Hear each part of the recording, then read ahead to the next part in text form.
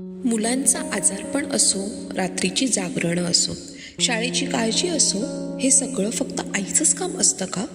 आणि वडिलांचं काम फक्त पैसे कमावून देणं एवढंच ना? मी कोणाला दोष द्यायला हा व्हिडिओ करत नाहीये. मी फक्त एक आई आहे आणि त्याही आधी एक चांगली माणूस आहे. म्हणून जे मनात आहे ते बोलावंसं वाटतंय. मुलांना ताप आला की आईची झोप उडते. रात्री मुलं रडली की आई उठते. डॉक्टर, औषधं, शाळा, अभ्यास, खाणं पिणं, मुलांच्या छोट्या छोट्या गोष्टींची जबाबदारी आई स्वतःवर घेत असते.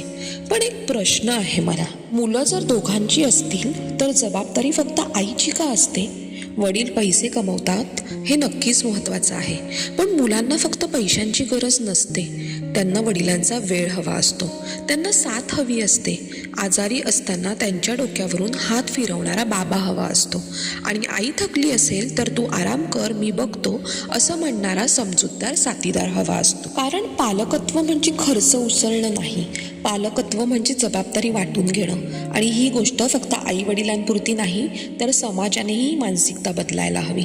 आई आहे ना ती बघेल हे वाक्य सहज बोलणं बंद करा. कारण आई ही माणूस आहे, तिलाही थकवा येतो, तिलाही आधाराची गरज असते आणि तिलाही कधी कधी कोणीतरी म्हणावं असतं, तू एकटी नाहीस, मी आहे.